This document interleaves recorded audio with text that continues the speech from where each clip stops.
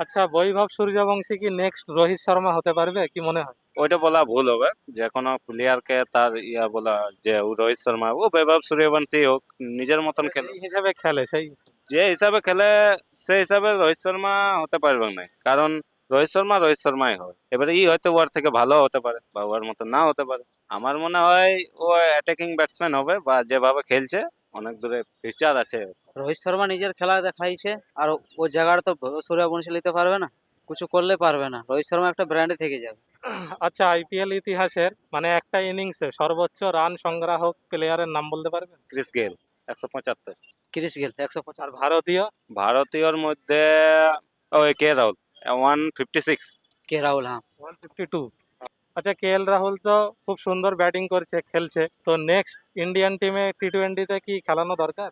না, আমার উচিত না, কারণ কে রাহুল না কেন, এবছরেই তো 152 খেলুক ভালো, কিন্তু আমি যেহেতু খেলা দেখে যেটা বুঝেছি, কে রাহুল খেলে ভালোই, রান করে, তাও কোনো খারাপ করে না।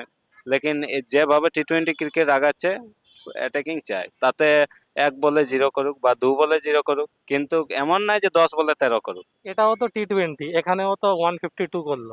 152 করলো একদিন, বাকি ইনিংস গুলো দেখো কিভাবে ইনিংস গড়ছে। হয়তো 40 বলে 50, 30 বলে 50। তার জায়গায় নতুন ছেলেগুলো দেখো 25 বলে 20 বলে 50। ওয়ার্ল্ড কাপ তো ওইভাবেই, এমনকি নাই দেখবে কে রাহুল 80 হোক বা 90 হলে তারপরে 100-র জন্য খেলবে, 100-র জন্য কখনোই খেলা দরকার নেই। নাম কি আপনি? দীপক। স্বপন অক্ষয়। কোথা থেকে এসছেন? আদ্রা, পুরুলিয়া। আদ্রা পুরুলিয়া। আচ্ছা, কেকেআর তো প্রথমে অনেকগুলো ম্যাচ হেরে গিয়েছিল, তারপরে খুব সুন্দর কামব্যাক করেছে, কিন্তু এখন কি মনে হয় প্লে অফে জায়গা বানাতে পারবে? প্লে অফে জায়গা বানাতে পারবে যদি বাকি টিম যেগুলা টপ 4-এ আছে, তারা যদি কিছুগুলো ম্যাচ হারে, তাহলে পারবে। কারণ কি, এদের যেটা ম্যাচ আছে সবগুলো উইন করতে হবে, তাহলে 15 পয়েন্ট হবে, আর বাকি উপরের টিমগুলোকে হারতে হবে। ম্যাচ জিততে হবে তবে সম্ভব আছে, উপরের টিমগুলোকে হারতে হবে তবে সম্ভব আছে। আজ তো বৃষ্টি হলো, যদি আবার বৃষ্টি হয়ে যায়? আবার বৃষ্টি হলে, কম বৃষ্টি হলে খেলা হবে, আর বেশি হলে কি আর খেলা হবে? ফিন আমাদের এলেনকে টেকতে হবে, তাহলে ফিন- কে আর জিতবে। ফিন এলেন যদি টেকে 5-6, প্লে অফের থেকে বাইরে হয়ে যাবে কলকাতা। প্লে অফের থেকে বাইরে হলো, মানে তাও তো আশা, প্লে অফ যদি রাজস্থান জিতে তাহলে কি আর হবে, কিন্তু তাও এক ফ্যান হিসাবে সবাই তো চায় যে জিতুক কলকাতা।